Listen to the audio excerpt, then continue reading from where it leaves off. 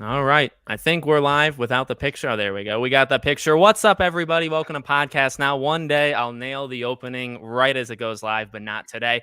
This is a very special Gotham Knights stream. I wanted to do something like this for a while, and I actually pulled it off, and I got two incredible guests. So before I'm going to have them introduce themselves in case you guys haven't heard of them or seen them, but if you want to check out either of them, their links are in the description. Obviously, this goes for people that are, watching live or people that are watching afterwards, which we tend to do pretty well for people watching after. So, gentlemen, I don't care which order. I mean, if you want to go based off the screen, oh God, we're like mirrored. So if you want to go based off the Right. screen, introduce yourself, tell them, what you do and where you are. I know technically we have people from all over the place here, even though there's two of us, and I guess me is three. So let everybody know, where you are, what you do, and then we'll start to talk about Gotham Knights. And if there's questions, we'll go into that, and we'll go from there. My name is Sway Casanova, and I am on. You can find me on Twitter and Instagram. My at will be Pablo_Chacon, and I do threads on games such as Gotham Knights, Marvel's Midnight Suns, Callisto Protocol, God of War, etc. Okay. I am Life of Dreads. You can find me on YouTube and Twitter.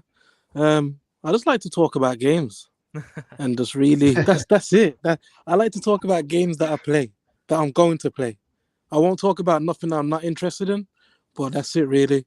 And obviously Gotham Knights was one of those games that I was really excited for.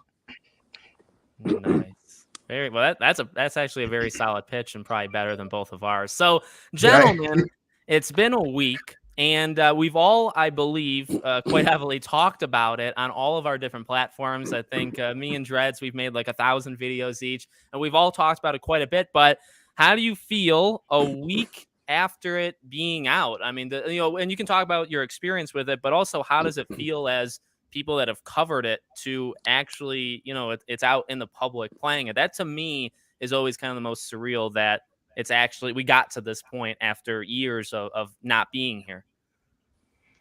Feels surreal. Um, 2 years in the making. If you've been following like just Gotham Knights since the announcement, and really like 5 years if you're Yeah. following like Arkham Arkham Legacy and Insurgents. Insurgency Arkham, and all that. yeah.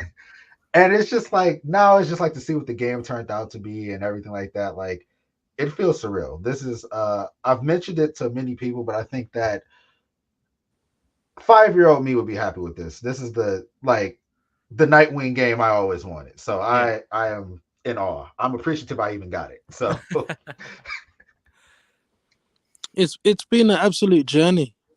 Like it's been a real ragtag fighting every single corner it takes. Comes with a high, then there's a low, and it's just been a crazy ride. But to actually have the game and be playing it, as Pablo just said, it's like an absolute honor. Like it does feel surreal. But the one thing I do want to say is big shout out to all the people that are New Game Plus already. Like Yeah. I don't know how everyone's just done it so quick. Like I don't know what I haven't got there philosophy or yet either. approach you've took to the game, but I'm nowhere near like completing it yet myself. So I don't understand how everyone's just like already saying I'm on New Game Plus. So big salute to everyone that's done that. Yeah, But people made it through quite quick, and I'll be honest, probably as opposed to you guys. I mean, and I played again as we talked about off air. I jumped into New Tales from the Borderlands, and I really need to get back to Gotham Knights for a palate cleanser. But I haven't actually played Gotham Knights in like 2 days. I haven't picked it up at all, so it's been a little while. But I beat it. I didn't want to, and we can have your guys' discussion on it too. I didn't want to rush through it, and I think as people that cover it, there is that kind of feel that, you have to kind of experience things. But I really try to just, and in a non-fake way, like once I felt I kind of had done the crimes enough time, I don't think as much in love with maybe the crimes as you guys, or I don't know necessarily your opinions on it, but like I did it, I enjoyed it, but there did get to be a point where it's like, all right, I feel good with where I'm at. And I finished it where I feel like I just went at a nice steady pace. And I think it took me about 30 hours or just a little under 30. And I feel like good. And I'm kind of gearing back, like I said, with New Tales in the Borderlands. I'm going to go back. I think New Game Plus will be good for me to get my mind off of that awful game. But let me know, what do you guys, what was the approach you guys took to experiencing the game? I think right about now I'm hitting the wall you were just Yeah, discussing, where it's like um the premeditated crimes I'll always do, but like yeah, the random crimes I'm like, yeah, no. Like I'm like, all right, I'm gonna wait till I beat the game because there's gonna be plenty of that because I'm gonna actually level up all the characters before starting New Game Plus. So yeah, that way I walk into it with all of their abilities. yeah. But I think my experience so far has been really been very good. There's been performance issues, lots of them, but um I've absolutely enjoyed my experience. Look at that. Jammy Dodger did 2 playthroughs, which includes New Game Plus, and now technically what on a maybe third time, but second playthrough. Jesus. Man, they're going at it, man. I don't know how they're doing it, but hey, I love to see it. Yeah. Dreads, what about you? How'd you approach it? So quick little story. I got the game on Friday. I was doing my thing, going through it, and then on Sunday evening, my little boy accidentally hit new game, then hit continue. So I had to restart again. So my approach to the whole process kind of changed a little bit. I'm still going through the premeditated crimes, Yeah. but because he's around sometimes when I'm playing, I'll have a little break and he'll do some random crimes. So I think my playthrough is going to take a little bit longer because I need to find that dedicated time at night time to really go in and knock her down and really push through. But when Yeah. he's about, he kind of just messes up everything because he knows how to perfect evade and that. So he's just like trying to dominate the sticks. So it's a little battle between me and him to who actually gets to play. But he's actually got a good red hood. Like, well, I've leveled up the Red Hood, but he's actually quite good with Red Hood, to be fair. Nice. Yeah, well, speaking of that, so I guess you could talk about approach or your favorite. What was your kind of go-to? So, like for me, I had predicted my own like opinion of it, and I ended up being right, probably because I drove myself into that lane. But like Batgirl, I wanted to be my main. I was planning on it, and she is to me the most fun to play in it. Red Hood was always the least, and he is the least. But again, I kind of walked myself into that situation. So but I played as I tried to do a very not necessarily even. I would technically do Batgirl a lot for just the missions, any mission of any kind, I guess, which includes like the side villain things. And then when it came to just crimes, I would just rotate the other three. So how'd you guys play with the characters? Been all Nightwing so far. You have you not touched anybody else? So as far as like, it's been very limited. I've played as each of them, but I didn't do anything like substantial. I just go out and maybe do like 5 random crimes with Yeah. like each character just to see how they felt in combat. And like, so I haven't, like I said, without unlocking this at the very beginning, but without unlocking any of their abilities at the time, like from the little experience I got with each of them right now, my like for them would have to go Nightwing, Batgirl, Robin, and Red Hood. Okay. Similar approach to Sway. When I first picked up, I did start off with Nightwing. I've tried all 4 of the knights. I feel like they all bring something unique to the table. And I think as we had this conversation before, I do Yeah. feel as the game like sits in our houses for a long time, it'll be a case of us just picking up a different knight each time. Like obviously Yeah. you'll have your go-to knight, but when it comes to co-op, I do feel like that's where the game will expand a lot more. And I feel like I'll be trying out different knights with different people and having that kind of fun interaction. But my list will go so far. I've been playing a lot of Red Hood. I really do like Robin. I like what Robin brings to the table. Batgirl, yeah, she's up there as well. And same with Nightwing. Like I just feel like it's just a situational thing. Like I can't really say one's better than the other. It just depends on what kind of gameplay style you want to go for that day. Yeah. Like if you want to go really stealthy, then Robin. If you want to be up in their face, I'd say either Red Hood or Batgirl. And for Yeah. that perfect balance, I'd say Nightwing. Like he's Yeah. just the bit. Like he's just got that. He's just like the perfect all rounder. It's the game's, in my opinion, the best strength of the game is that you can have a top four that's different than somebody else's top four, and you can be like legitimate in it. Um, because like while I love Batgirl, some people tell me how awesome Red Hood is, and they're right. You know what I mean? And that to me really speaks out. And the thing I was worried about, and the only time I saw this kind of come up, and I haven't tested it yet, and I want to actually, Dreads, maybe you know more than both of us, is I was afraid that the game would orient itself where it would like lock nights out, where some nights would be better at some things in the game than others, because that obviously wouldn't be so fantastic. The only thing I've really seen though, like, and I personally have a really big problem with the bosses. I hate the boss fights pretty much overall, and I think in terms of balance and stuff like that, it's really bad. But I've been told that Red Hood is basically a cheat code for bosses. I haven't put that into play yet, and so that was the thing I was worried about for the entire game. And besides seemingly just the bosses, I think the game actually does a really, really good job of, I can go through with Batgirl, you can go through with Nightwing, and we wouldn't run into any issues except for maybe, the bosses. So have you guys noticed that? I mean, Dread, specifically for playing Red Hood, have you flown through the bosses? I'd love to know that. I think that I would agree. That is a bit of a true statement, because obviously with Red Hood ranged, you can just keep have your distance and do what needs to be done. Whereas everyone else, you kind of need to be up front and in their face. So Red Hood, to an extent, he's like, I've done votes on Twitter and stuff, and Red Hood seems to be like the community favorite. Like everyone is drawn to Mr. Jason Todd. Like That's it is funny. what it is, despite everyone saying, the mystic jump or whatever and everything like that. Which I actually really like after playing It's it. To be fun. honest with you, I like it. Yeah, I think all of them. I said this before. All of them except for Batgirls is silly. They are silly things to do. Robin's is as I predicted. I hate it. I hate Robin's transportation. Red Hood, I actually have a ton of fun, and Nightwings, I freaking love the glider. And I think it's kind of overpowered. Him and Red Hood, the issue is you lose airtime. Like you lower your, so you have to get high to make it long distances. Batgirl has the same problem. Nightwing Nightwing and he's just going whatever height he Nightwing, wants. you can steer it, and I love that. Robin's literally, you can go to the freaking clouds. You can go as far as you want. So Robin's is broken in my opinion, because you can go, I think 200 meters high is the max, and that's how high you can go with Robin. So that's just kind of cheating to me. But yeah, the mystical leap I think is actually really fun. See, I still think they're all kind of silly, but I like doing the mystical leap a lot.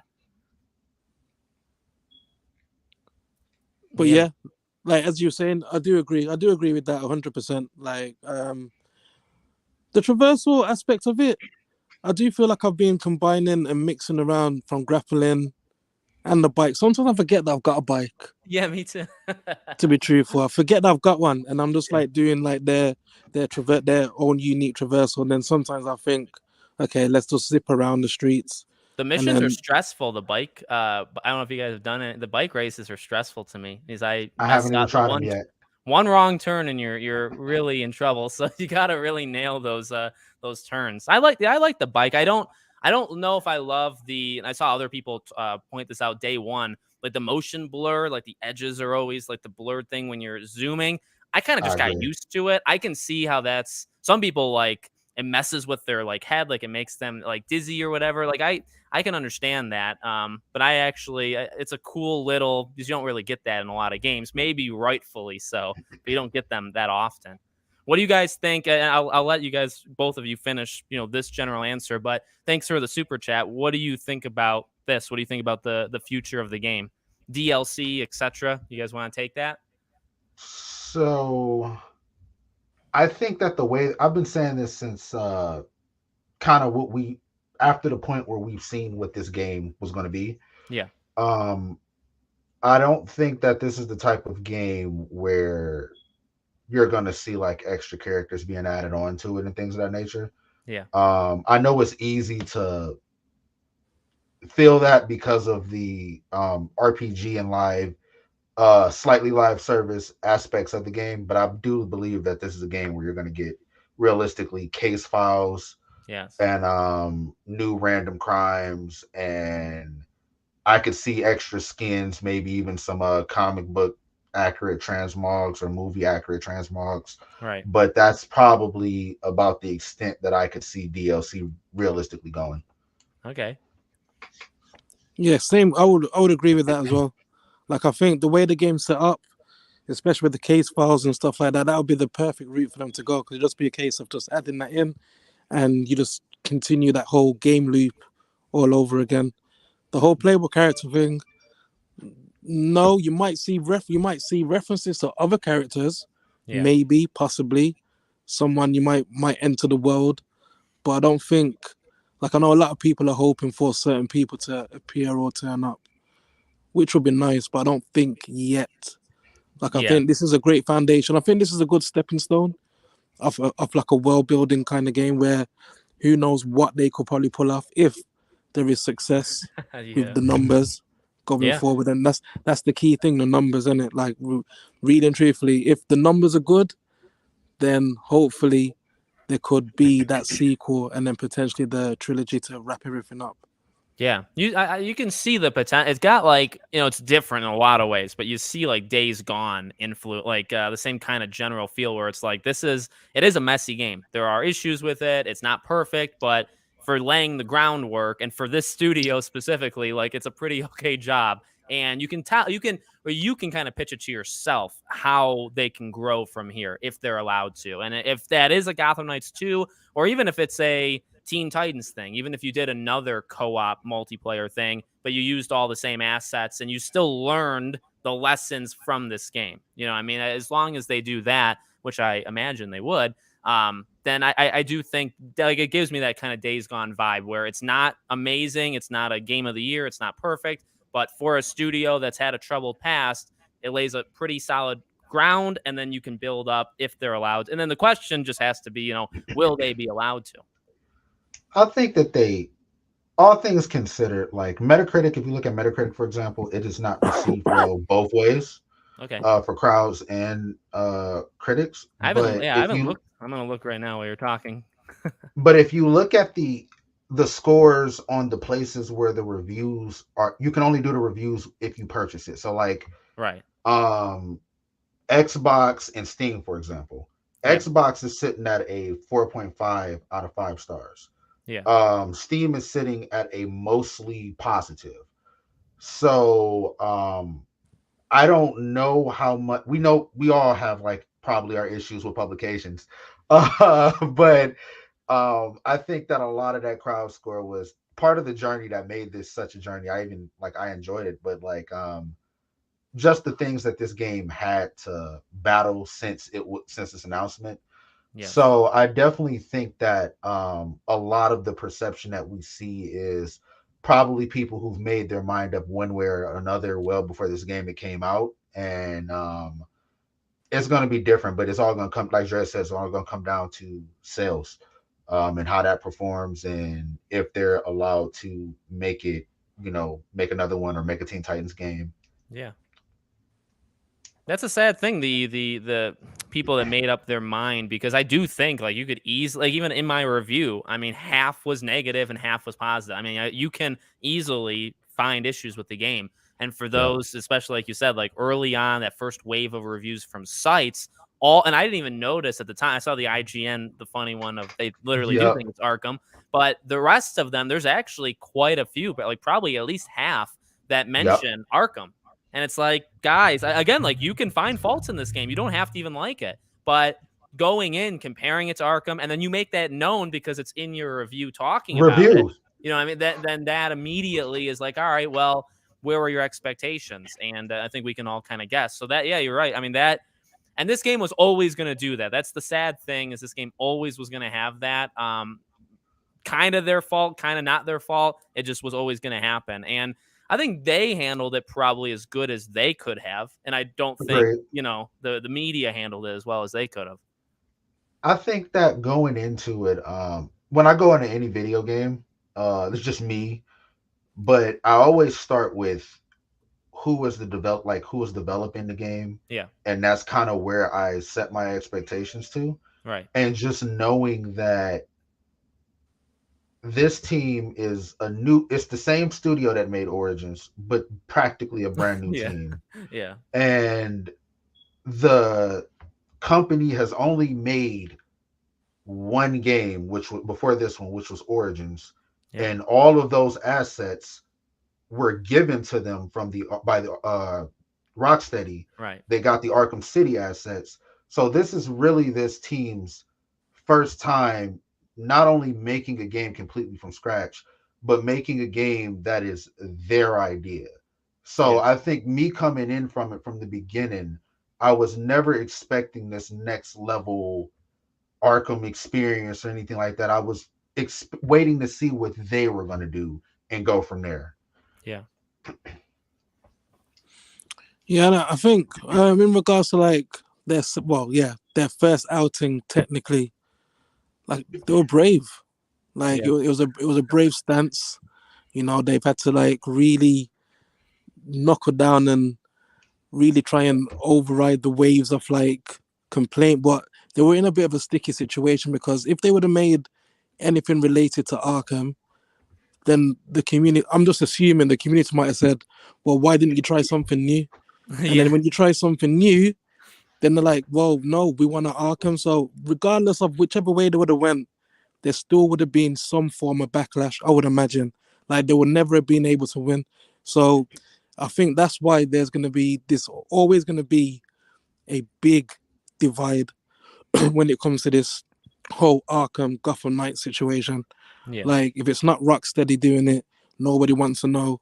And then it's just a really daunting position that they're in. But at the same time, you gotta give them credit, man. Like they went for it. Like the shot they went for it. They took their chance. They shot their shot. And people are liking it. There are people that like it. There are people that can see faults in it. There are people that just despise the game. And Yeah. I think it will be one of those games in a few months or maybe a year or so. You'll start seeing like YouTube videos saying, "Oh, Gotham Knights, is it like when they start saying, oh, Gotham Knights wasn't really that bad, or Yeah. Or you like need to." playing Perhaps it a we year treated you too later or harshly. something. Yeah. Yeah. Yeah, like I just feel like it's gonna be one of them ones where it's gonna take time to grow. But as I said, as I've always said as well, like we are like a small, like we are gamers, and we are the ones that follow these games.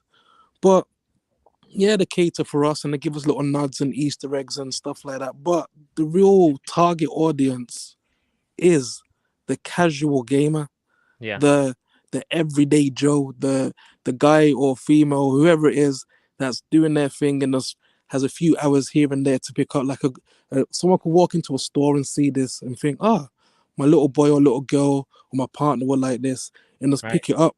And I think that's where the numbers could increase. Yeah. We're not really the mass. We're not the masses.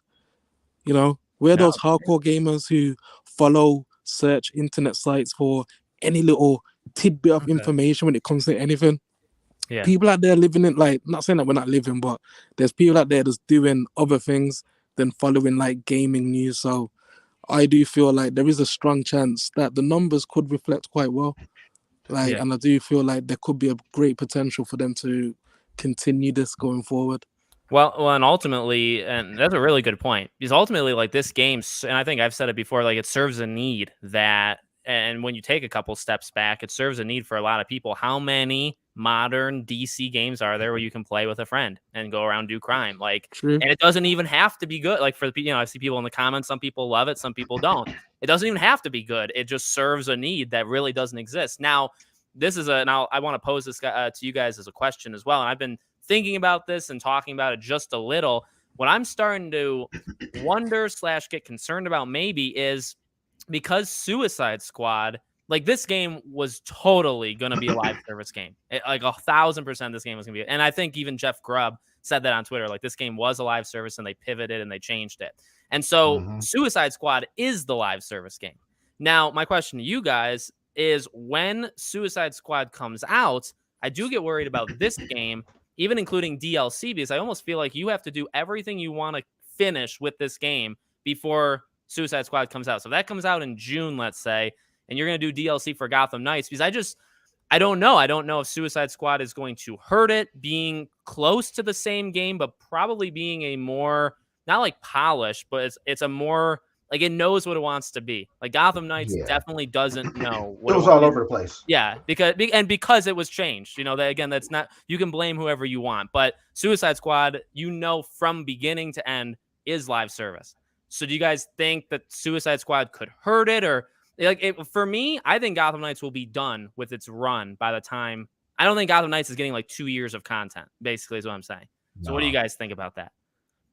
I'm leaning more towards. I'm gonna take a different perspective here. Okay, I yeah, think that just off of seeing, for example, how the Discord reacts to it, everything like that, is kind of it's this thing in comic book media where they got to pin everything against each other. So I've seen yeah, people pin Spider-Man 2018 against Spider-Man Miles Morales, yeah, and I think that there will be sides that no matter when Suicide Squad comes out, they're still going to be Gotham Knights because of the side that they have chosen to take. yeah, But I also think that one thing that we don't know how it will affect it would be the two creators of Rocksteady yes, leaving. yeah. We don't know how, because that's concerning in I'm itself. Like concerned. I'm personally I concerned. Yeah, I'm concerned, and that's why I'm like, before then, it was like Rocksteady could do no wrong, and I was one of them. But yeah, like, seeing that, I'm just like, and it's a live service game, and they're leaving, and then like WB is notorious as a publisher for pushing all of their games out probably before they're ready. yeah, Hence Gotham Knights, hence Arkham Knight for PC. yeah, Um, I just think that we gotta worry about a lot of things going into that. So yeah, I don't really know, but I definitely do agree with you that it probably should wrap up before then. But I'm not completely confident that Gotham Knights run with people at least yeah. will be No, done. The absolutely. content will be, but Yeah, that's a fair point. Yeah, Like what Sway said, I do feel like it is going to be a case of sides once again. I've spoke to people that said that they've got no interest in Gotham Knights whatsoever. They're waiting for Suicide Squad, and then I've spoke to people that said, yeah, I'm all about Gotham Knights, vice versa, whatever. But I think as comic book lovers or people that enjoy the comic book realm, like we've become slightly obnoxious, picky, fussy. Like I'll be real, like it's a case of people are, we're expecting the whole world and everything and not appreciating what's really there. And I do know that with the two guys leaving Rocksteady, like that's gonna rock a lot of people who yeah, were putting their money on like Suicide Squad to be there. This is my game. So my question is, what are you gonna do now? Like, are you gonna start questioning yourself and thinking, oh, I might have to take a look at Gotham Knights, or is it a case of you still sticking to your gun and saying, nope, no matter what happens, Suicide Squad is for me? And I do feel like the way things are going on, with the way how like just the community are treating like development studios in general, whether it be WB Montreal or whoever, like it's getting out of hand. Like it's ridiculous. Like we we're meant to be having these games as an entertainment space, and we're taking it like it's serious, like it's really affecting our lives. Like I don't understand. Like sometimes I read comments and I think, bro, or whoever it is, like it's not that serious. Like I understand you got passion, you got love, you got interest. I get that. Like I'm I, all I, I'm all for that. yeah, But there's no need to like really take it to the levels where I've seen people take it to at times. It's yeah. not that deep, That's fair. I mean, So or go ahead. You can go ahead and finish. nah, I go don't on, go wanna on, go go on on, my go rant. on. I was gonna say, and and I like having you on because you are like the most positive person I've ever, been. But no, I mean, to be serious, and where I've stood on it, I try to be so super consistent because I've been like this for years. Is I really don't care what you say, positive or negative, about any game or movie, as long as you don't take it to the point of like the threatening and like that level. Yeah, Um, that's pretty much it. I mean, when it comes to negativity, it is tough. I see the side of, well, again, if you're talking about people that just go after developers and stuff, then yeah, that stuff is like absolute trash. People that maybe get perceived as going on stuff too hard, and maybe I only think about that because like I've gone after games pretty hard as well in my time. You know what I mean? And it's like, you know, there's a balance because we do pay for it. Like they make it, yeah, and at the same time, a lot of stuff isn't necessarily even their fault. So I see in even our chat, or you'll see it on Twitter and stuff, a thing you got to remember is a lot of these decisions don't come from Warner Bros. Montreal. The idea to Nope. make a live service 1,000% didn't come from them. There's no way. It came from No. those above. Rocksteady, same thing. In fact, that's probably why they left. I'm going to go Yep. up on a limb and say, you know, they wanted to do not that, and then they had to, and so they went along with it. But so you'll have that, and I don't think people necessarily know where to direct it. I think the more so like there's the worst comments imaginable, and those shouldn't be said. Then there's like the rough comments that are like borderline, and I think those are probably misplaced. I think those go to the wrong people. You know what I mean? That's kind of where I stand on the negativity around it. And like I said, there's plenty to criticize. And I guess how you criticize Gotham Knights is also important. And to be respectful that some people just don't see it that way. That's a thing that both sides, I'm not talking about you guys, both sides in general, I think forget. Even all positive people like forget that, oh yeah, you can see a negative in it. And then all negative people think, oh, you can never find anything good about it. Again, like covering Saints Row or New Tales from the Borderlands, you will find people that say, I actually liked it. And I remember when playing Saints Row, I was thinking this game is complete garbage, but I know there's people that like it. And you got to be careful because it's like, I mean, no disrespect to those people. I don't get it. I don't understand it, but it's fine. What do I care? It's their money. You know what I mean? That's something people need to, and the internet has made it impossible, but that's something people need to get.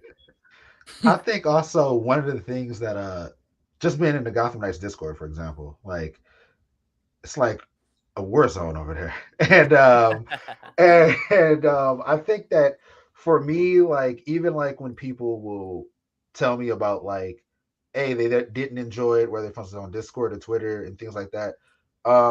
My go-to is just I am sorry that they didn't that they were disappointed in the game because, like you said, they did spend their money. At the same time, though, the thing I've never got about negativity is normally say if I didn't like something like Tales of Borderlands, right? Like, yeah, let's say if I didn't like that, I haven't played it, so I don't even know. But like theoretically, I think that I would definitely speak my mind about it, and then I would kind of leave it, kind of. That's an important part of it. And I think that like a lot of the people, like I get like Dred said, like they're passionate, and for example, a Discord, when you're going into Discord, and at that point after the game is out, I think it's pretty much there for it's like people who are in there are probably there to just be excited or talk to other people about the game, and then you'll have people that just stay there for just to bring the negativity, so the trolls pretty much. But I think that's definitely fair. There's a line of you say your piece and you can bring it up. Like, so say, like I hated Life is Strange 2. I despise that game. And I will bring it up when I'm talking about negatives about the franchise or when a new game is coming out. But I don't sit there every day and have to make a video, you know what I mean, about it. And that's definitely a fair point. Gotham Knights, and that's the thing with Gotham Knights that you kind of see. I think it's because of superhero stuff. You get it for all of them, honestly. Yeah. People kind of hang around, people that absolutely hated it, but didn't give it a chance. And guess what? That's actually probably fine because it's also still your money. And if you don't want to give it a chance, that's fine. But then they hang around. And again, from an angle, I get it because you could be coming at it from, I want them to pivot. I don't want them to make games like this. So it is important to keep saying. I get that, you know, there's right and wrong ways, I guess, to re-engage the conversations. And some people don't do it great. And even the people that are positive for it, I'd say the same thing. Yeah. Like, like Caboose kind of said, like, you know what I'm saying? Like, it's no reason to try to get other people to dislike the game just because you like it. And I think that it's the same thing for positive. Like, you know, some people just won't like it. And, you know what I'm saying? Like, it's nothing we can do about it. Everybody spends their money how they do it. And I 100, like you said it best during your coverage of like the Last of Us remake. Yeah. And you're like, it's your money. You spend it how you want to. You know what I'm saying? Everybody has their different opinions. And my favorite line is life is subjective. So like I will see things the way differently than how other people will see them. So that's 100% okay with me. But definitely there are people out there that will probably bother them. So and I mean, it's like the Scream movie. I'm so into Scream, and the fifth movie literally made fun of or poked at the idea of like the whole purpose was like movies mean something, and they meant something so much that they went on like a killing rampage. And it's a play on society and Twitter where these things mean so much to people that they take it too far. That's the play on Mm-hmm. Scream. It was pretty concrete for the time that Scream 5 came out. But they're right. I mean, in a way, like I kind of don't like it because it's like, dang it, you're actually correct that people will. The quote is literally like, this movie meant something to me, or like these games means. Dreads actually said that, I think, in his beginning Mm-hmm. part. These games, like, do they mean something? And that's tough, and everybody kind of takes that a little bit different than other people. Hopefully the gaming community can kind of like, I don't know, just find the perfect balance. Obviously, no two people normally will always agree on something, but just respectfully, Yeah. amongst Yeah. each other at least, and obviously criticism is needed in order for like development teams to make better products, which is a given. Yeah. But like at the same time, direct that at the people that can make the change. It's not the consumer. It's not. Yeah. It's not the community. Do you know what I mean? It's not No, yeah. your just normal person commenting on a YouTube video or joining the Discord, for example. Yeah. Like, I think that's where I'll be honest. I think that's where my issue lies. Yeah. Like No, you're directing at the people that can't make. Well, you're trying to tell someone not to spend their money, basically. Like, don't do it. Yeah. So it's weird. It is weird. I mean, it's like, and one thing, I kind of dig at people sometimes when it's like, when trailers and stuff are shown and people say you're not allowed to say anything negative. One of the if they push me too far, I will counter with, well, then why would you say something positive? Why are you allowed to say something positive? I can't say. But you're right. I mean, it's interesting how people take things and even to what was said earlier about like the communities afterwards, after these games are out, they really are just used as like grounds for people that are actually doing it, to go in and talk, and for the people that kind of stick around and just put people down. It's if there was ever a right time, if there even is a right time, it's not when the game is out, because like it's kind of established. It's like a Discord group. It's too late at that point. Yeah, it's too late. Yeah. Thanks, DJ Steph. Thanks for the super chat. With the 60 frames per second debacle with Gotham Knights, people were saying it's not next gen if it doesn't have this, but no one brought up the game had ray tracing, and we're mad they charged 70. So yeah, let's get your guys' comments on. So that was just a freaking whirlwind, and I was part of it, and I wasn't pleased with it. And also, I don't think it runs well on Xbox. I think the frame rate's pretty bad, but it became like larger than life. And then people started going after me with Plague Tale, because Plague Tale is also 30. And now it's just become a thing where if you come out and you say your game's 30 frames per second, you're going to get murdered, online. So how'd you guys, I saw actually both of your tweets and stuff, but for those that didn't see, like, what'd you think of the whole debacle, as DJ Steph put it? I don't know if you've heard VG Fight School's take on it, kind of. I think I did, yeah. But I'm more in line with him. I think that a lot of the gaming community could really benefit from educating themselves on the hardware and just a little bit more about the game industry, because you would probably come up with a more logical explanation. Like Digital Foundry just did an article yesterday about how that article is like 30 a frames changer. Yeah, that like 30 frames per second is inevitably coming back. Yeah. And this is why it is a thing. Yeah. And so hindsight is 2020, and now you're looking at it and it's just like, after you see that, it's just like, okay, so you can absolutely criticize Gotham Knights because it doesn't even run well at 30. Yeah. So that is 100% an inexcusable criticism. But I think that the 60 frames per second thing and just 30 frames in general, I grew up playing games my entire life. I can tell you that none of my brothers know what frames per second is. None of my cousins know what frames per second is. Yeah. I have a lot of friends who don't know what frames per second is. Like, they might think that when they see a stutter, it's just normal. And like, maybe I'm just a little bit more used to it because my first gaming system was a N64. So like N64, PlayStation 1, PlayStation 2, there were no patches coming. Right. So like I have a little bit of a different aspect, but I'm never mad at people who are they enjoy quality and they, want that smooth experience. For me, I just look at the people who say that it's not a problem to them, and then you have the other side that's like, well, how is it not a problem to you, or you don't appreciate quality? I'm It, like, it, they it it's a probably don't know. It's a legitimate, real. I'll let Dreads. I want to hear Dreads' thought on it, but it's a legitimate divide. Like this is one Yes. more than the Arkham stuff. I mean, for every person that you find that says it's no big deal, you find a person who literally says I'm not buying it because Yep. it is nuts. It is not. But like you said, that Digital Foundry article, actually, to what Dredd said earlier, I think you're going to look back at Gotham Knights and it'll be better.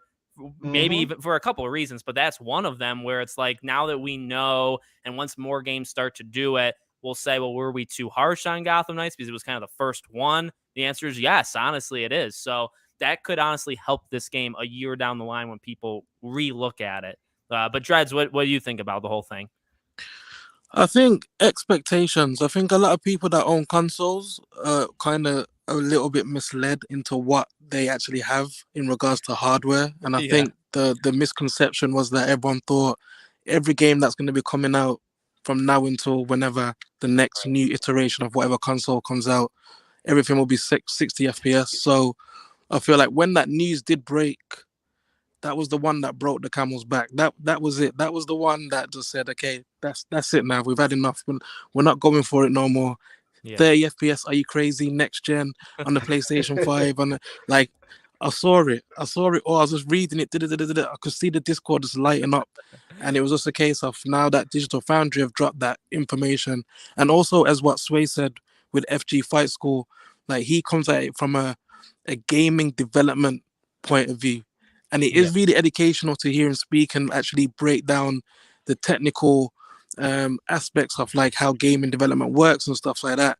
And it really does give you a better insight into it's not quite that simple. It's not so easy as everyone thinks it is. And even the devs themselves, like when the news broke, like they were poking the bear a little bit, but you could see like with their little tweets, I didn't love like their answer, to be honest with you. And this is and I'll let you keep talking, Dreads, but this they did a good video on the game just as an optimize. I think a mix of all of it is they Yep. canceled the PS4 and Xbox One, so that one really hurt them because that That is, was really like you said, this is what broke the camel's back, but that's what started it. So that was issue Yep. number one. How they apologized for it, if it even was an apology, was pretty bad. And then the fact, actually, like we've all been saying, like the game isn't perfect even for what it is at 30 frames. So the fact that they didn't even optimize it perfectly for what it is, all those things hurt it in the moment. And I think I don't know actually if people have kind of settled down on it. I think people are still pretty upset, to be honest. to be truthful, I haven't really seen anything. Well, from where I kind of like navigate, I haven't really seen anything as much.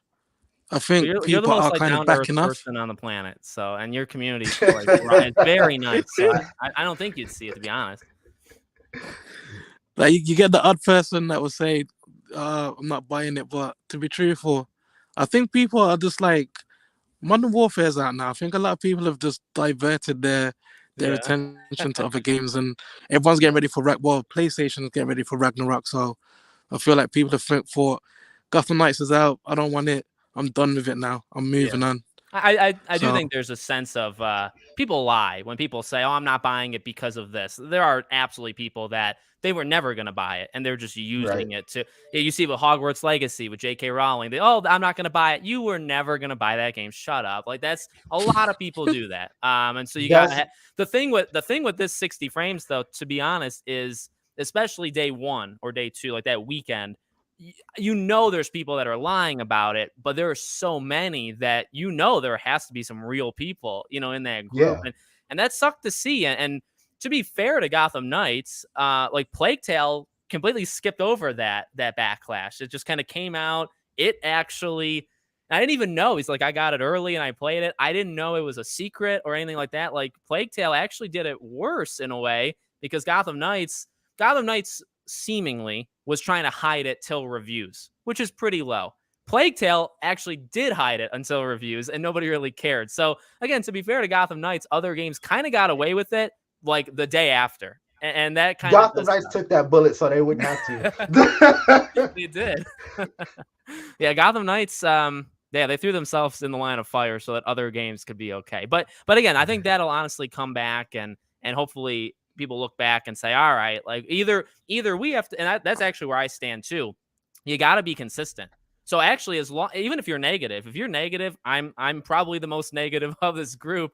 As long as you're consistent and you hold everybody to the same level, that's fine. That's why when people came at me and they were like, "Well, you didn't get mad at Plague Tale." Well, I mean, like Gotham Knights was a bad situation how it came out, but I never said don't buy the game, and I never said that for Plague Tale. So I'm pretty consistent that it's not going to stop me from getting it. So that's just an important thing. People have to be more consistent. I was on the fence about the game already. It was looking kind of mid. I plan on playing it solo since none of my buddies are getting it. The frame rate was the final straw for great show, y'all. Well, thank you. Well, thanks for the super chat. And yeah, no, see again, like that's fair. That's 100% fair. And I think a lot of people too. It was not just like the straw that broke the camel's back line, but it also was the final straw for people that already had a list of reasons, and then this came out, and that doesn't help. Like a Plague Tale didn't have any reason to not get it, and then the frame rate could be one, and then for Gotham Knights, it's like, well, it's not Arkham. How much trust do we have in Montreal? Is it live service or not? And then all of a sudden this happens, or and many other things as well. I can see it. Let's see. If you go ahead, Dreads. While Dreads is talking, I think if you guys want any topics, let us know in the comments. Go ahead. PlayStation Access did mention it. Yes, they did. Like, I saw you mention. Yeah, I saw your tweet that called it out. That was good. That flew under the radar, though. Nobody really. In fact, I watched it, and I don't think I saw it. Nobody paid attention. Like that's what I'm saying. Nobody. Like they actually stated, "We're playing at 30 FPS with rate." Like they said it, blah blah blah, and then and they said that's how you'll be playing it when you get it on PS5. That's what they said. Yeah, yep. I think that's also a detriment on the publications. The fact that PlayStation Access went in asking the professional questions and your IGNs, your GameSpots. Nobody asked about frame rate or anything like that, performance features or anything, and PlayStation Access gave it to you. And that's why I was just like, and that's the one thing that I had noticed, because I was saying people in Discord as well, like, well, we know it can hit 4K 30. Now, my thinking was if it can hit 4K 30, then it's got to be a 60 frames. Boy, was I wrong on that. But like, like that is just where my mind was. So that's why I was like, but no other place reported it. And it's just kind of one of those things. With that kind of stuff, man. They're absolutely with asking real questions, with saying how long they play the game sometimes, or the spec. Like they don't report on like actual things. They're some of them are so generic, and it's nuts. It's honestly nuts. I was shocked because IGN did that thing with God of War like yesterday, the Podcast Beyond thing. It's the first time I've heard IGN sound competent to take some jabs at them. They normally don't talk about games like that, but I was like, oh, I'm kind of impressed these people can talk about games this much. But that's a tangent. But yeah, I mean, nobody ever asked those questions. So to be fair, people did completely skip over it. And PlayStation Access, I mean, that video did get 30, 40, 50K views. It should have circulated better than it did. But to also be fair, nobody asked. Nobody was freaking asking these questions. And I don't know. I guess it is debatable, though, Dreads, because you bring that up. Like, with PlayStation Access, just throwing it out there like it's no big deal. Was Gotham Knights hiding it until it was review time, or were they not? You get the sense that they were, but ultimately maybe they weren't, because people were allowed to say it. It's just nobody was. Fair. That's true. I think you're right. Like it's interesting that it happened. That I think just like their apology didn't help. Like the way they responded, that made it seem like they were going to hide it till the last second. I think if they didn't do it that way, I would buy a lot more that they didn't care. They were just going to let it out into the open. Yeah, I can see that. I can definitely see that. I think they should have just. I think now that they know. And I think a lot of development teams will know this as well now, that this need to be as transparent as possible. Yeah, like, I do feel like they was transparent with like systems and stuff like that, but I think the question was being asked, PC specs, PCs, like everyone was like, I kept seeing the same questions coming up over and over again. and I think they could have kind of got in front of it by releasing the info like a little bit, like way in advance. That way, people would have had time to kind of like digest it and kind of really mull over whether or not they wanted to go forward. But when did it drop? Was it like the weekend? It was like the final week before, wasn't it? Like the The Sunday, frames rate was the Friday before, the and Friday. Yeah, then the PC specs I think was a day or two before that, right? Wasn't it? yeah. It was pretty. So it kind of happened back to back. Yeah, the PC specs is weird. Is again like it actually I think, and I think it's kind of been proven it runs the best on the PC. Like what were they so worried about? You know, that's odd. But maybe I mean there was that discussion of like, is this going to run on PC well because of just the history of that kind of stuff in general. So I could kind of see it, but actually they had nothing to worry about. The Xbox. I'm not picking. I own it on Xbox. Just for those who've seen some comments, I own it on Xbox. I bought it. It easily is the worst one for Gotham Knights. It can't hold. It holds like 26 frames per second. So that's not taking a shot necessarily at it. It's just how it is. Just to throw it out there. This is a good question. A little bit different. Top 5 comic video games of all time. And is Gotham Knights kind of part of that? Who wants to go? If you can only do like a top 3, I could probably only do a top 3 to be honest with you. I guess if you do the Arkham games, you guys have a list.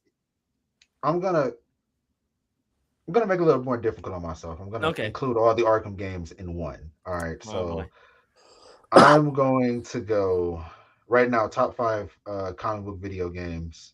I'm gonna go with Guardians of the Galaxy. Ooh. I'm gonna go with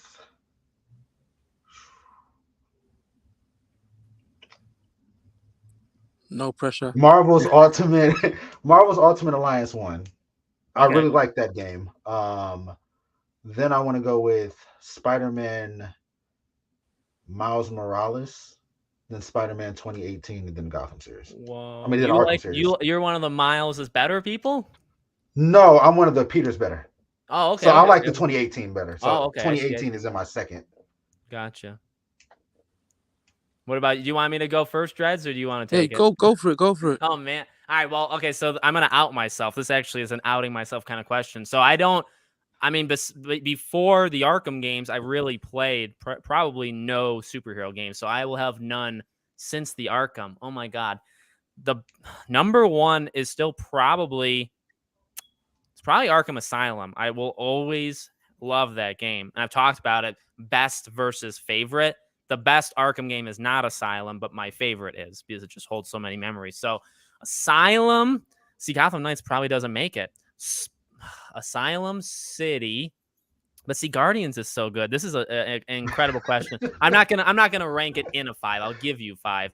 Asylum City, Guardians, Spider-Man 1 or Spider-Man 2018, and I want to make sure I don't. Was there any other like stealth ones of the last couple of years? Like the Iron Man VR one is fun. Oh my God, I forgot all about that one. I loved it. Oh God, I didn't like Telltale's Guardians. I actually kind of hated it, so there, I don't want to include that one. Telltale had a good Batman one. Okay, I'll do that. And now here's my controversy, or here's a controversial opinion. I think season 2 is far better than season 1, which much agree. I agree with that. Wow. Okay, most don't think that. Most think 1's better. I actually didn't like. I gave 2 a chance because I bought every Telltale game at the time, but I did not like 1 at all. And then 2 came out, and I was like, oh, this is literally, you're like the mole in it. I love that so much. So there's my messy one. All right, Dreads, you got to do better than me because that was awful. Okay, definitely. I like Miles. I think I'm gonna Okay. Miles. Both of them. You don't have to rank them in order if you want to just give 5. All right, so Guardians of the Galaxy. Like I really appreciated that game. I think when everyone saw that, they were like, they were still a bit scared of the whole Avengers situation. So anything that was superhero related was just like, no, not interested. And that turned out to be really fun. Yeah. I hope they do get a sequel with that, to be fair. Same. And I'm just gonna say it, like Gotham Knights. Like you gotta think it's co-op. Like the co-op. I think if we're gonna really break down the true aspect of gaming, To be Yeah. able to play with your cousin, your brother, whoever, co-op in a superhero world and just roam around and do whatever, you're creating. Yeah, the game might be a bit. How many games have we played that rubbish? But we've made that fun experience out of it because of that whole connection of who you're playing with. So Yeah. I think in regards to Gotham Knights, the co-op aspect of That's it, fair. I think that that's a great thing that I really am interested in because I'll be able to play with people who share a love of like comic books. Spider-Man, Marvel versus Capcom, but Oh, two though. okay. There you go. Yeah. Like I have to, I'm gonna go right, Oh, like straight. I'm gonna go like Marvel versus Capcom 2. yeah. Like for me anyway. Yeah, I love that game. That Nice. one slipped between the Nobody. cracks there. I forgot all about that one. I wrote this down because I didn't want to forget it. I have a soft spot for DC Universe Online. I like that game quite a bit. I Um, still go back and play that oh my occasionally. god, look at that! Yeah, that's a soft spot for me. What? And then I don't know if it's actually called it because I did own it. I know I owned it because I know I have the PC. Is it Spider-Man 2 when it was for PC with it back in the age of Sam Raimi's? Because that one is Yep. often regarded Yeah, as incredible. The best before Spider-Man 2018 came out, it was regarded as the best Spider-Man game Yeah. to date. And Evan always talks about as a Web of Shadows. I remember there's Web of Shadows, Shattered Dimensions. Is there another one? I remember that era, and I remember like thinking they were. Because I was pretty young. I remember thinking, oh, these are cool. I don't have any like long lasting memories that stick with me for really any of those earlier Spider-Man games. But I just remember I was fine with that era. Deadpool, even I didn't mind Deadpool. I don't think it's an incredible It game was a by any quick means. game. Huh? It was a very quick game. Yeah. Yeah. Oh, yeah. I think I watched it. I watched like a YouTube walkthrough, just somebody like randomly playing it. It's like, oh, this is fun, but it's nothing like groundbreaking. But people have pretty solid memories of that game. Good question. Good question. Let's see if I have any. See if there's any others that stick out. Topic. I do agree that we most likely won't get any more characters, but if they now, what do we think? Well, we talked about DLC. How long do you guys think the game would be supported in terms of length? Um, so because the developers didn't want to talk about it, I always took that like in interviews before the game came out. I always took that as kind of like if you were most companies that do DLC, they have no problem with talking about they have something planned. The fact that they weren't able to talk about anything in regards towards it, I always took that as it probably depends on sales before they get the Okay. okay to do it. Yeah. So I honestly am of the mindset that it's going to totally depend on sales, but I don't think that we're going to get characters. Okay. Do you now when you say characters, do you also mean villains or you mean playable like more Playable heroes, playable Okay. heroes. Yeah, I'm in agreement with. I don't think we're gonna get more of those either. Go Oh ahead, yeah, Fred. sorry. Yeah, and we'll Yeah, do this so I question do. next. I don't think. Yeah, I don't think we'll get any heroes, but I do feel like villains definitely. And in regards to time, mm, the game I, was. I feel like I don't know. if they could I do it feel in like 3 to 6 months, I'd be very happy with. I know that's a big range, but you think the 4-player mode is next month. Then asking for mm, anything in December or January because of holidays is probably not going to happen. So if you hit us with something February through April, and then again, I mean, I will not leave it. I mean, Suicide Squad, I do think kind of upsets the balance. But if you could do something in February or March, and then you ride it out, and then Suicide Squad comes out after. Suicide Squad may come out even earlier. I just think Hogwarts is early February, and so that probably Mhm. stops Suicide Squad until at least like second half of March. To me, So excited for that. me too. What do you what guys think Hogwarts? about? Oh, go ahead, Jeds. Go ahead. Go ahead. What Hogwarts or Suicide Squad? Are you Hogwarts. more Both. Yeah, Hogwarts? but Hogwarts Okay. was what we were For talking me, about. way more Hogwarts than Suicide Squad. Yes. But that's obvious. What about this one? Who was your the favorite antagonist for each of you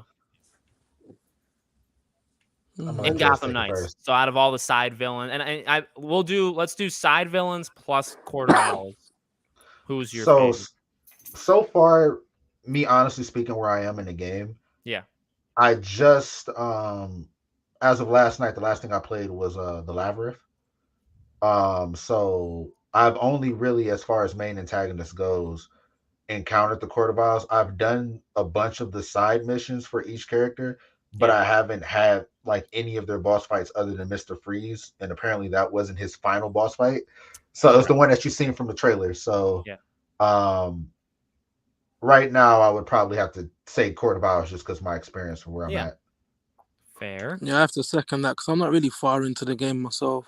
But the concept of like the Court of Owls and just the whole, yeah, it was a brave choice, you know, to go with the court Yeah. because it's never been done before. So I think that was kind of cool. Even just to like face the Talons on the streets, that was all Yes. right because I think Yes. a couple of them jumped out at me. Like I opened up a box and they just came out of nowhere. And I was like, okay, Oh yes, and I I was just had that throwing it down. happen. Yeah. I was Yeah. just throwing it down with them. I was thinking, okay, then that's how we're rolling now. So that was kind of cool. But yeah, for now, I'm interested to see what Clayface is like. I haven't like seen him yet. Yeah. I want to see how that kind of pans out Yeah. and their take on how they've kind of portrayed him in Gotham Knights. I did like the first battle with Clayface. Like that's all I've had like to fight him was the first battle. Yeah. So I did enjoy that. Yeah. I want to try to give a ranking because I've done all four. So okay. Well, in terms of, like I said, I actually completely agree I agree with Dreads on a couple different things. Number one, fighting talons and even fighting just like the normal masked, Court of Owls is again kind of like a surreal feeling. Like it's not too much different than fighting anybody else, but it's like we've never done this before and we've kind of fought like a Harley Quinn group before, but this is kind of fun and exciting and new. So I definitely agree with that. And I also do think it was a big risk. And I do think in terms of like their fear factor, I won't spoil it obviously, but for like their fear and their power, I think they started extremely strong with the court and then it completely falls off in terms of how in the shadows they are with everything. So I'll just leave it there. But if I were to rank them, see, I really do like Clayface. I think Clayface has like emotional, like the most depth to his villain entire story. See, like I don't know how to add the court to that. Clayface is probably number one, including the court. Harley's pretty good. I don't think she's insanely amazing, but she is good. Mr. Freeze, like I won't spoil it, but there's no reason, like they don't give a story for him at all. He doesn't have a reason for doing anything he's doing. It's just because he's evil. And I don't like that at all because it's like, I mean, No, I I get it. don't. Like Harley is just wacky and that's kind of her reason. But for Mr. Freeze, I kind of expected just a little bit more. Oh man, Court's got to be above Mr. Freeze because of that. So that's probably what I would do. Clayface, Harley, Court, Freeze. Court drops because of as the game goes on. Harley's pretty solid. Yeah, I think I would do that. But again, controversial opinion. I don't like any of the actual boss fight. What do you guys think? So, well, I don't know how far you guys have gotten in any of the boss fights that you've done, or even against like the henchmen. We talked about like the two with the bomb that you guys were talking about earlier. What do you think about the actual boss fights? Because I like the diversity in their movements. Like I do like that, and they're cool and they're neat. But like the health bar I've always turned off, but it actually does appear no matter what for them. I just think it's not balanced. I think that's the biggest issue with the boss fights is it's not balanced at all. But what do you guys think about if you've done any of them? What do you think of the fights? Um, from the Clayface one, I really enjoyed it because it was a That's a good little fight. bit more of it was a lot of a challenge that's going into it. Yeah. Juggling. I don't want to spoil what it is, but like It's a good juggling, which you setup. have to It's just a juggle. good setup. Yeah. Yeah. As far as the one Mr. Freeze one that I played, I was underwhelmed by that. Just because it got very repetitive quickly. He did have a couple of new phases as the boss fight went on, but Yeah. it just kind of felt more tedious than anything. And then honestly, I love fighting the Talons, honestly. Like Yeah. they literally come out of anywhere, and like the higher you get, the more, I'm not gonna say harder, but the more their attack patterns changes. Yeah. And it just gives you a different look at it. Yeah. In regards to, with Mr. Freeze, I think it did go on a little bit too long. I think I was there about good 15 minutes. Yeah, it takes a long I'm time. sure. 15, 20 minutes. I'm there trying to Yeah. just break this guy's face, but like it just it kept going. We got there in the end, but yeah. In regards to like attack patterns and stuff like that, I haven't really seen anyone else to compare him to. I did do the first little interaction with Harley, but I haven't seen her since then. I haven't opened up, I haven't launched it. Yeah. But Mr. Freeze, that's interesting that you said that though, that there's no reason for him to actually, there's no story behind him. I thought they Yeah. were going to explore the whole reason why he snapped, I because for he sure was thought Nora was dead. Yeah, I don't want to get too much into for the story purposes, but there's and maybe I spoiled it on accident by saying that there's not, but I just didn't feel with him that Clayface has the most character, I think, by miles. Even the first mission, the very first time you meet Clayface, Yeah. there's a depth to him that does not, like, Harley is used actually for story purposes at first, I believe, right? She gets introduced to the Hmm. story, so she's maybe the most important because of that. But Clayface, honest, I was very impressed. And he was like the one where it's like, well, we've seen Harley, we've seen Mr. Freeze. What are they going to do with Clayface? And I was like, you know what? They actually did the best out of all of them with him. So I was happy with that. yeah, Mr. Freeze. Oh, go ahead. no, I need to see it now. Yeah. I need to go play. Yeah, no. And with Mr. Freeze, one of the things that only talking about the first fight, not spoiler stuff. In terms of his like, and what sucks is I really love those missions, maybe the most, even over story missions, because they are Hmm. super detailed. I know there was like the complaint with the Harley thing with the live in the like the song, there was that whole thing with IGN and stuff, that they didn't like the music or whatever. I thought it was fine, but what you notice with those missions is there's just a lot of effort put in. Like, they're just bigger areas and they're themed. And the thing with Mr. Freeze is like his mission is maybe the coolest mission in the entire game. That first one, right before you fight him for the first time, Hmm. that mission's awesome and it's got verticality and you're going through different things and it's all ice and it's It really, looks beautiful.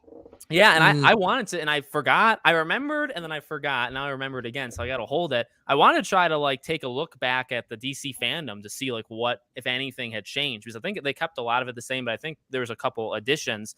But then when you fight him, it's like, yeah, it goes on way too long. His also some of the stuff that he does that's new that I forgot he did from DC fandom. You find that his enemy or his henchmen end up doing like the gun that shoots like basically the grenades, and there's a couple different, you have to kind of dodge the area. He has enemies that also do that. And I don't even know if you meet them until after, but once you do, Hmm. it's like, all right, nothing he does is all that original.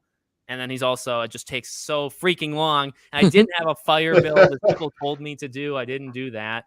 So that was upsetting. I think we all kind of answered this. But the henchman part, would we go the Talons? Would that kind of be our answer for that? Talents. Yeah. They're cool. They're little terrifying. I love the design. I think visually they look easily the coolest of any of them. I don't know who would kind of be. I'm trying to think. My number two. I mean, I love their like elite guards or whatever they're called, like with the shield and like I don't even know what kind of weapon they have. The rest of them, like the regulators, are cool. I think overall, regulators put up quite the fight. I hate those They really drone do. people. Those drone people freaking suck when you get higher levels because they're hard to kill and they just keep spawning. You have to single them out. I really don't like them. I just literally like they. What I've noticed is they get very, very elusive at a higher Yeah. level. The drone ones, Oh yeah. like they're like talons. Like you can't strike them. You have to hit them with a projectile Yep. before you can actually touch them. Yeah. So they are very much problematic. But they're they're probably they put up the biggest challenge for me, honestly speaking. They do Like because I they have the haven't died. detonation ones and they have the one. I mean, Yup. if they can, is I think eventually, or maybe at the start, but eventually they can spawn two that shoot at you and then one that Hmm. can detonate, and they just roll them. And like you said, Mm. like they dodge. You have to stun them in order to get them.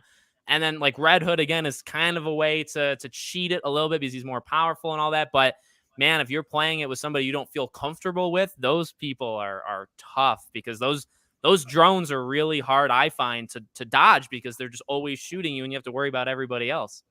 They're tough. Definitely. And I think that's where you got to kind of give the game some credit. Like, I know it's a bit tedious and stuff like that, but like compared to other engagements in other superhero games, like you have to think. Yeah. Like as you said with the Mr. Freeze situation, you never had a fire build and Yeah. so on, and like it's just That like didn't help. those little nuances that kind of like, you know, they've tried to really do something different. Yeah. Like they've really tried to like expand and give that individuality aspect to anyone that picks up to play it. You know, you can go in there, you can just tinker about with your stats and stuff, or you can just tinker about and wish for the best. But for those that really know what they're looking at, you can create some OP builds Yeah. and really dominate and really just like have no problems and go into these engagements and totally just slaughter everyone there, Yeah. depending on what you got. But This like I do feel like in regards to like the combat situation, because I know a lot of people were like, it's not free flow. Like I've been able to move around the screen quite quick. Yeah. Like if you're not like I've been able to ping pong like quite fast. Not like Yeah. I've seen various levels of how people have played it. Like Yeah. I've seen people stand there kind of stationary and like pinging off, and but then I've been able to move quite. I want to say alchemy, but I don't want to It say alchemy. To be honest, when you're ping pong, I know exactly what you mean. You can achieve quite big distances, and I do Yeah, like when I do it. Honestly, I do think, oh, this is art like that. You can feel the Arkham in yeah, that, and but you know the DNA is still there, just a little bit. Yeah, no, you're right. The different builds that you see people like when I play as Red Hood, I stand still a lot more than I do like back row. I'm all over the freaking place, just jumping around as much as possible.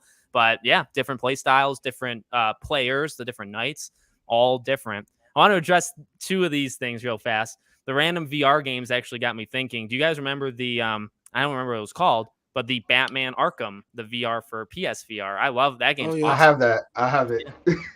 That game's sweet. So I wanted to bring that up. And then Superman Nick said none of us mentioned the Injustice games. I actually didn't think to the Injustice games. Oh, So fun fact about the Justice game. So I am actually from the city that created Superman. I grew up my entire life not liking Superman. The Injustice games made me give him a second look. And There you like go. now I'm like a Superman game, like a Superman fan. But like they were the beginning of that journey just because they did something with him. But between him and Captain America growing up, I was just like, nobody is this good. forgot about Injustice. Hopefully we get a third one. Me Yeah. too, yeah. I mean, and that's one that like people take those stories. I'm not like singling people out or like attacking it. People take those stories very seriously when I see that people really don't like what they've done with Injustice. And my Mhm. approach to it is just like I don't know enough about it from comics, and I also don't care enough about the games. But I see it from afar that there is a heavy split in the trust in NetherRealm to tell those stories. I mean, what they've done with Mortal Kombat with all the time travel and stuff is quite hilarious to me. DJ Steph, It I don't know is. if this is a question or not. Spider-Man, friend or foe, and the Wolverine. It could just be favorite upcoming Spider-Man game. Friend or Foe was a game. Okay. I Was there a have it on the Wolverine? 360. Well, just a Wolverine? The Yeah, there was Wolverine? just a Wolverine as well. Friend or Foe, I liked. I think Wolverine is much better than Spider-Man Friend or Foe, but I did have some good fun with Spider-Man Friend or Foe. A lot of their designs came from the Tobey Maguire series. Yeah. So like I guess you would call him like Hobgoblin in that game looked like he did in the Tobey Maguire series. Mm. Yeah. Let's see. This one said there's lots of hints of possible villains. That's something you find especially I find and I won't spoil it, but at the end of the game, when you're like exploring the world and there's just like the data pads or whatever just around that you can kind of scan. I feel like the end of the game, like the last two missions, they just start to shove them where there's like triple the amount. And you're like, oh my God, you're really world building very quickly here. Because like the second to last mission, they threw those kind of context clues of like a document that has names on it. In the second to last mission, there's like 6, 7 Batman villains that they just kind of throw out that exist. And it's like, oh my god, they're really going for it now all of a sudden. But now there's some cool names that we've heard, games that have been in Arkham before and names that haven't. So I really freaking hope that they add some villains, because I do think that's a pretty big strength with this. And it's, again, like, it's so built for it. You got the faction group. So you have a villain, they would come with a new group that would expand the random crimes, because you have another group now doing them. I mean, it's not easy, to program it all, but I mean, they literally built it to insert a couple extra gangs if they wanted. Yeah, I hope something like that can happen. Yeah. Because as you said, the foundation is there, like the setup and the way how night 1, night 2, night 3, like it's designed for you to be continuously exploring and just patrolling and stuff like that. And I think that gameplay loop, that whole patrolling system, it's different. It's fun. Like I find I don't know how long it will last before the kind of the novelty wears off, but for now, like I can say it is a fun system to kind of get your hands on and engage with. That's the thing. It reaches a different, like, even me, like, so I put 30, I mean, I know the time, I put like 30 hours in, and like, it reaches a different time for everybody, because I saw people after 5, 6 hours that say, like, I'm done. Like, I'm not going to do these stupid crimes anymore. I'm just going to do the story. And at the time, I was saying I could do this ongoing. Like, I could keep going. And I mean, again, to be honest, I did reach a time. It was probably 20, 22, 23 hours where I was like, all right, even the even like those crimes for the night after, even those, is like, well, I've done them all already. My nights are pretty powerful. I don't really see the need. I want to get the story done. So I kind of stopped. But then there's people that have played it 60 hours, 70 hours, and they're reaching that moment now. So it really just depends on why you're playing it. I also think playing it with another person would probably help. Like, I play it almost exclusively single player. You could probably play it multiplayer for hours, just rotating friends or just one friend, and you just go out and you do like 30 crimes. I could see that helping the game. Yeah, the multiplayer aspect of it will be a breath of fresh air, and also the heroic assault as well. So you've got options. You've definitely got options with it. Yeah, and the fact that it's 4 people as well, I think that would definitely help. So that will help the gaming experience, definitely. Yeah. After seeing the gameplay and actually playing it, it's like, oh, I'm so ready for the 4-player. Like, I'm way more excited now than even when they announced it, which I was pretty pumped. But it's like actually playing it and knowing it is fun. Like, there is just something there that's kind of special. And then you get to have all 4 of them, and it's going to be challenging. Now, what we just talked about, the enemies are quite difficult. I mean, you can imagine that 30 level mode is not going to be easy. There's going to be some strategy. For boss fights, if you use the wrong element, it'll do bad damage. Yeah.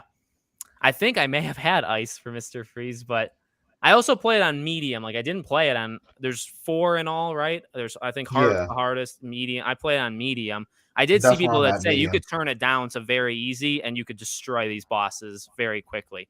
I didn't do that. I probably should have, but I didn't do it. Let's see.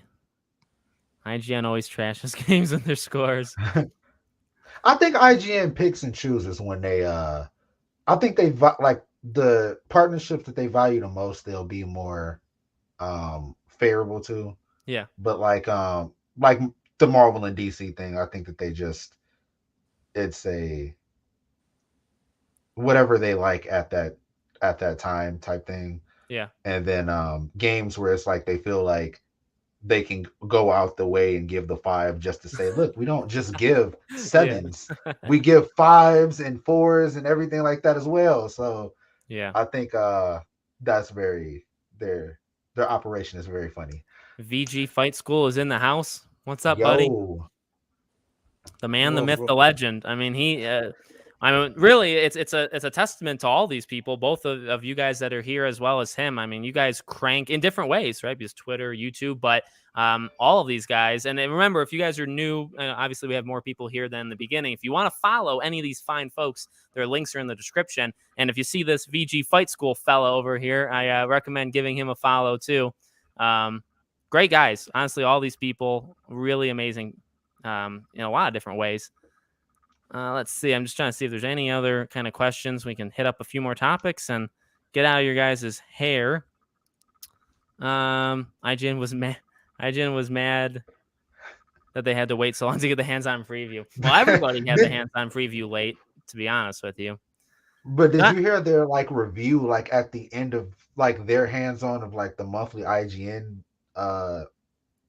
the IGN first, where they were talking about when they finally said that they didn't actually get hands-on time, they sounded very irritated with that.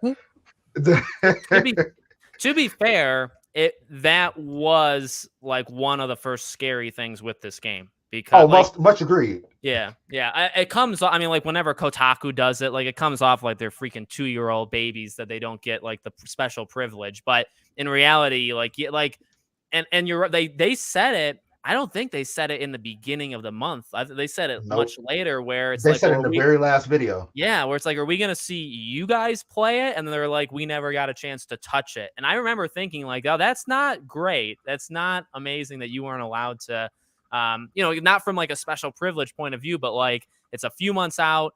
You have this month exclusive thing. Normally, you play the games. Normally, developers and they flew them over there. Yeah, they literally went. They literally flew there. And like for Sonic, I'm pretty sure, and Sonic I think was the time before it. I'm pretty sure they were able to play Sonic, so that didn't look great at the time. And again, like I'm not surprised. I'm not surprised it got the score that it got. Now there are some huge outliers. Like was it this game that people were comparing to Elden Ring, like on the highest end? Like I do think some of the extremes on the high end were very funny. But then there were also the 4s and 5s. Like this game is not a 4 or 5. It's not a 10. No. So, but I don't give scores. It's also unfair of me to talk. I don't give scores, but I'm giving it like anywhere between depending on how badly performance took away from your experience. Yeah, I could totally see a 6. For me, just what I've played so far, I'm in the 7 or 8 range. Yeah, I think I'd give it like a 7.5. I think it would be respectful, and some games can get that. And as we've talked about throughout, I mean, like laying the groundwork to start at a 7 and go to a 9 for like the next game, like that would be ideal. Like I'd like to see them have the chance to do that, and hopefully they can. I think this is their Arkham Asylum, like VG Flight School said. It's their Arkham Asylum. This is their moment where they're creating something and they're going to build off of it from here, assuming that they're allowed to. Yeah.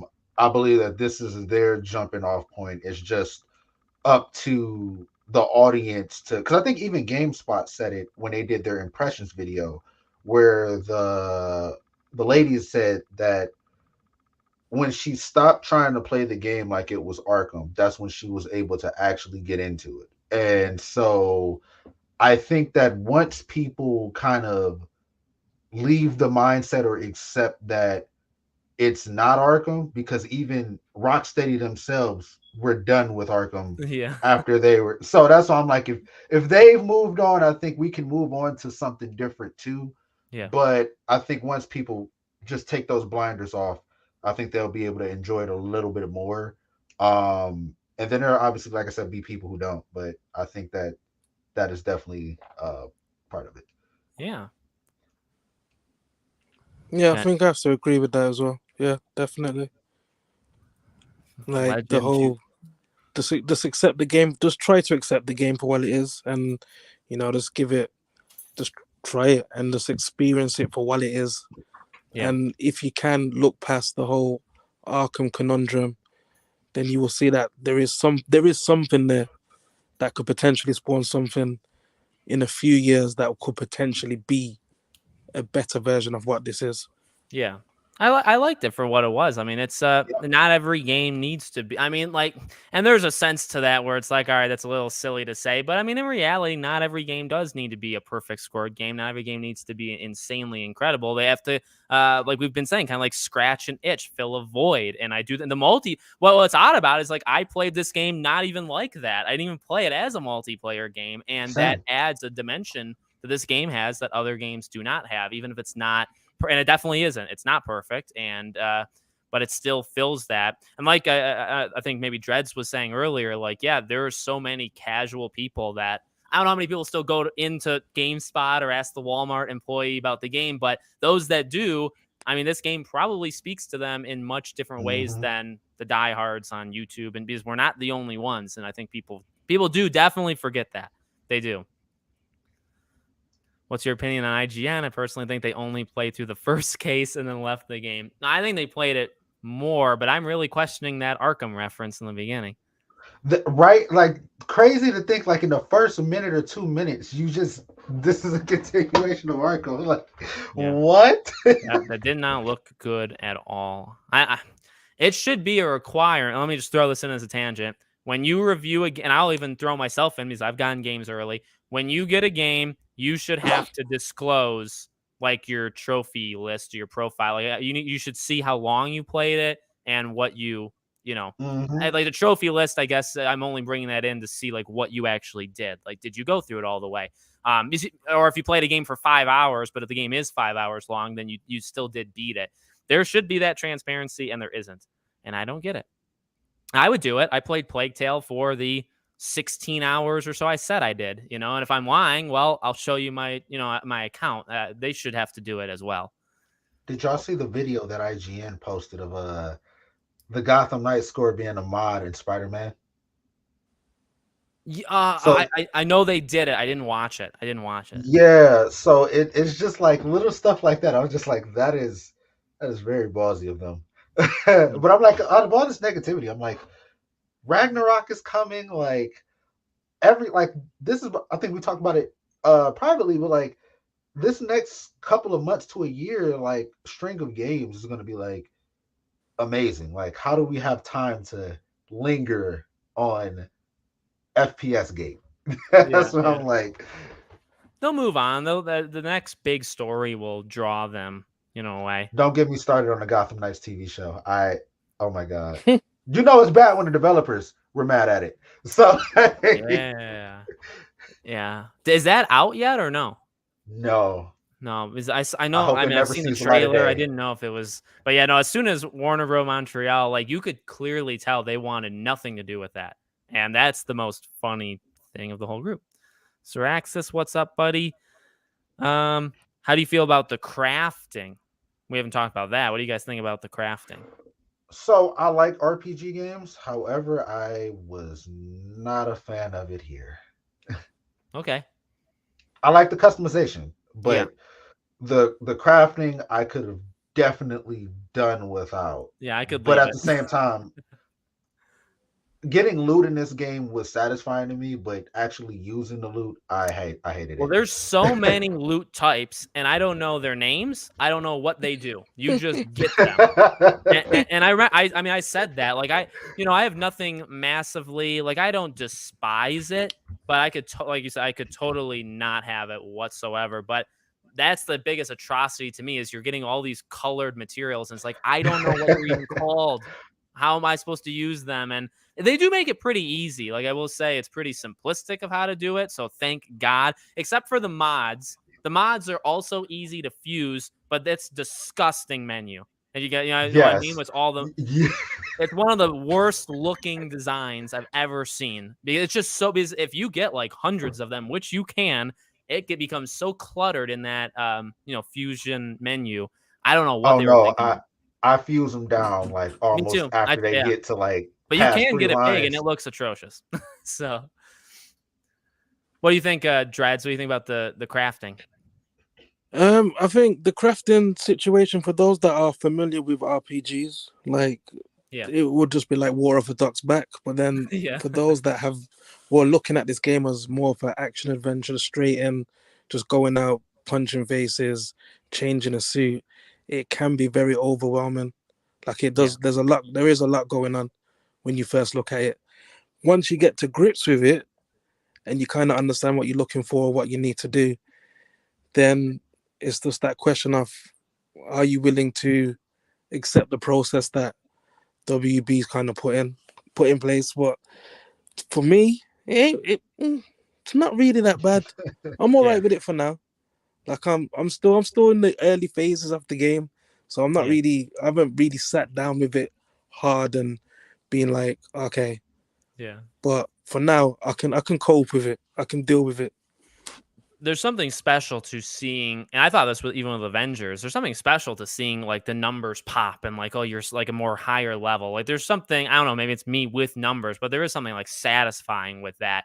And that it's just like with the crafting and the suits, even how they work, that is one of the issues of this game trying to be a bunch of different things, because the combat and stuff doesn't necessarily come off live service, but then again, how the factions are built and stuff does. And then there's the RPG super heavy mechanics when it comes to transmogs. And like going into this game, I didn't even know what transmogs were. I had to have people tell me because of Assassin's Creed what they were.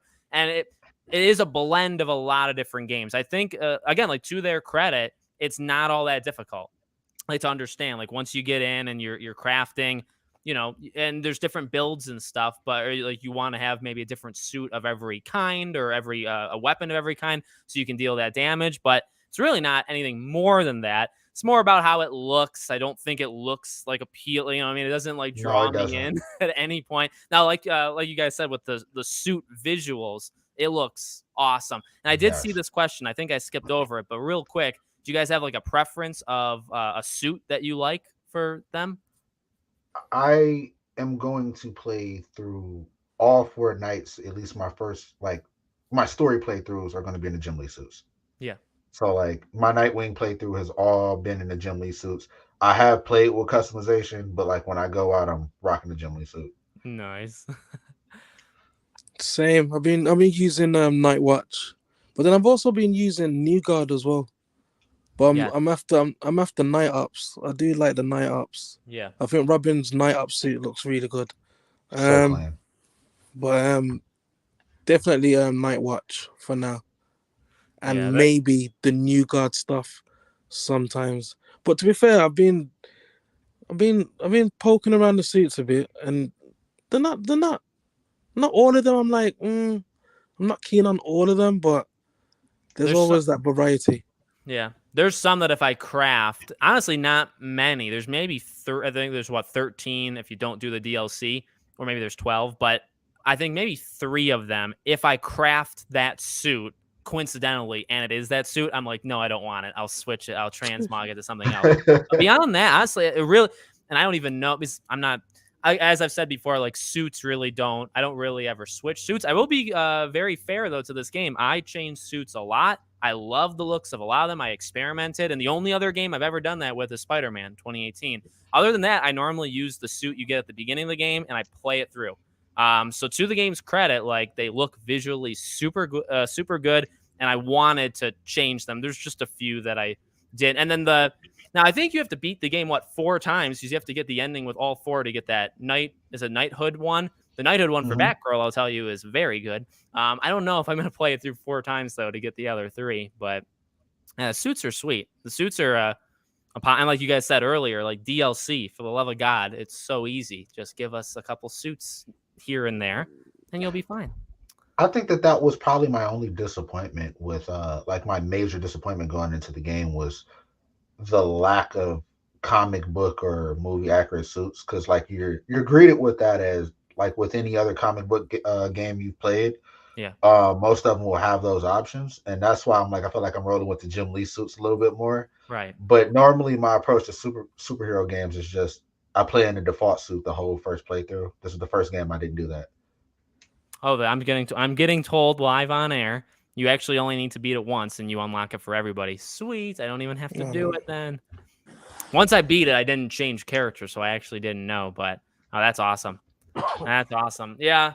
Yeah, the like Spider-Man didn't help, right? Because Spider-Man, the suits, and they also came with some sort of perk to playing them, but there were just so many suits. They were very like fan oriented, like they knew what we wanted and they gave it to us. And so Gotham Knights coming on afterwards, it's like, so you guys aren't going to do that, but they're like DLC what they chose is chance. still really good, but they didn't go all the way to Spider-Man, and they can build to it. They just have to kind of listen to what people want to. That is something, you don't always have to bend your knee to what the internet says. You pick and choose. You should bend your knee for cosmetics, I think. Yeah. That's something you should do. We'll do this and then we'll wrap up. Hopefully you all have different answers, but who do you want to be a DLC? Okay, this is a good wrap up. So what do you guys want for DLC villains? Who would you pick? Honestly, I'm gonna go out of left field here. The only other real, I guess, let down for the game, not let down, but like I was like, it ain't that big of a deal. But I would prefer the actual villains of the Knights versus Batman's villains. So, like for Nightwing, I would have done Roadblock. I would have done James Gordon Jr. for Barbara. I would have done Anarchy for Robin. Like it, I would have just went a different route with the villains. So I'm hoping to see them make an appearance or like in DLC. But that's the way I would go with it. Nice. That's a good point. I think if they're gonna go, well, I don't know how the story ends yet, but if the story ends in a manner where they've become the new whatever mantle for Gotham or however it pans out, I would imagine that their kind of like arch nemesis would be the one that they have to go up against. And I think that will kind of make sense if WB Montreal are saying that this is meant to be a Bat Family game, then you can't keep bringing villains from Batman's role gallery to them. So I think it would make more sense that more leaning into their kind of like story arcs of bringing people that have gave them problems and like put them in situations from the comics and stuff like that. So to kind of jump on what Sway said, I do believe that that will make a lot of sense. That will be the kind of best DLC route to go. There's no point bringing out your Hushes and your Scarecrows and so on, because that's like that's Batman's kind of like that's Batman's territory. Like Yeah. you're still living in the shadow of Batman. Yeah. So they need to kind of venture out and do their own thing now. Yeah, no, that's definitely if they and yeah, without spoiling it, I mean, there's a path I'm sure they could take where you could expand or extend the base story to keep going with these characters, and that would be a way of doing it if you establish like these are the villains that are linked with them, and we'll have you kind of tell a story, and that'll improve the Knights or move them even more towards being kind of independent. I will go opposite though. I will do Batman villains. Killer Croc is mentioned twice. One in the civil one. It's not even a spoiler. We see it in the or people had kind of spotted it in the preview review event that a civilian mentions Killer Croc, and he's in like a article or something. Or no, well, no, I don't. I won't spoil it. There's actually a pretty cool thing regarding Killer Croc, so I would probably choose him. I like Joker seems so much like a cop out, but I mean, I kind of want I've been saying it since day one. I kind of just want to see what they would do with a brand new Joker. Like they got to do a brand now again. Like I'm pretty disappointed in what they did with Mr. Freeze. It's definitely a discount version Arkham, but Clayface I don't think is a discount version. I think it's kind of parallel to it. Harley, you're always going to live in the shadow of Tara Strong. I don't love it's not the same. I get it's not the same Harley, but I don't love the voice. But Harley is a little bit unique. So I would put her. She's not parallel with that Harley because I don't think she's as good, but she's not like dramatically lower like Mr. Freeze. So I think like a Killer Croc would be cool. Joker would be cool to just see them.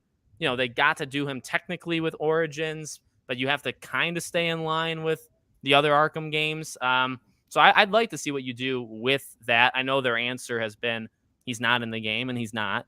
But I'd like to see a Joker and see, because I always thought I wanted to see what Joker's like in a world that doesn't have Batman in it.